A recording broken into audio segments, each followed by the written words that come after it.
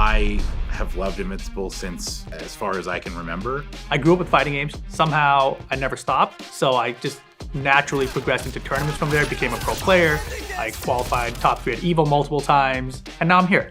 I've been a member of the FGC competing on 10 to 12 years, but like a lot of people, I was introduced to Invincible with the animated series.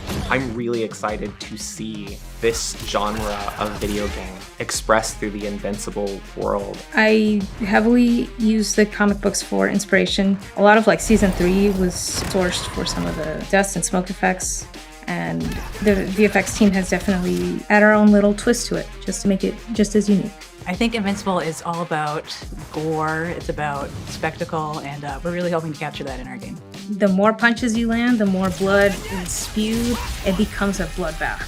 Impressive. The first thing that I think about when we're really putting together any project, but especially this project, is how we're going to treat the characters right, how to really make an authentic experience in the Invincible universe.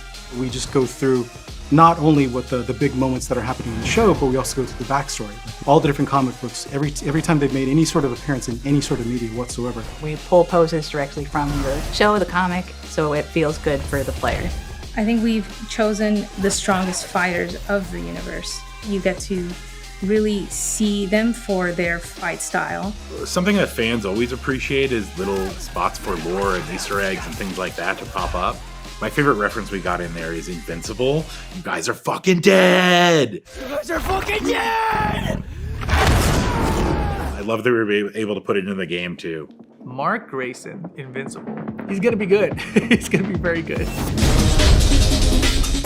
Mark is very unrestrained, he's inexperienced, but he has a lot of heart in the way he fights. He puts his all into everything. Tell Angstrom he can kiss my ass!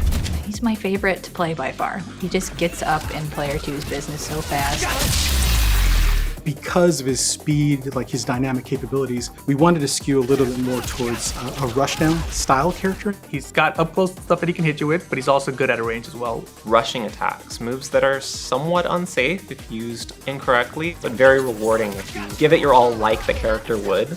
He's not a trained fighter, so he's a little looser in his movements. He can do ground combos into air combos, back down to ground combos, and really just kind of keep the opponent on their toes. He's got a low barrier of entry, and will meet you as your skill increases all the way to the highest level. His Invincible punch, which is a punch where he actually lunges and dashes to almost a full screen, and he does a powerful punch. It's one of his first punches that he uses in the show. So we wanted to have that call out there. He has an anti-air move that we're calling Geyser, and it's actually another call out to one of the other moments in the show. You see him step off the air. We actually gave him a kick. So it's a spinning flip kick that actually hits the opponent overhead. Nailed it! His first super is what we call the Viltra missile, where he really, really leans into his speed. He flies all over the screen. He sort of just travels everywhere. And that's pulled straight from panels from the comics and things we've seen in the show. And then ends with this really strong stomp. This is a superhero, this is what he does. His second one was another call out to the show called the Perfect Landing. The idea was when he was first starting to learn how to fly, he crash landed straight into the ground. And whenever you can, launch his ultimate. Just fucking die!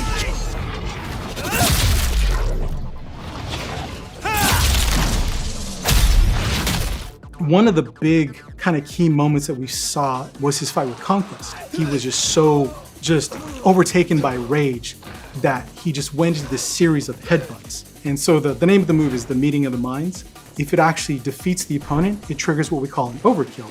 So as he headbutts the opponent, you see their head just explode. Oof. It's glorious. If you want to play Mark, you should make use of his rushdown while keeping an eye on what is punishable and what is not.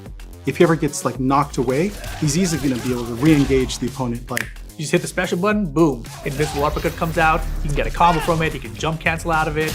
A lot of options there for sure. So yeah, he's definitely my main. Definitely put him on your team, I think, is where you should start with him. Zero quit. I love characters like that. I think he's probably going to have a spot on my team no matter where he ends up on a tier list. Just 2 seconds!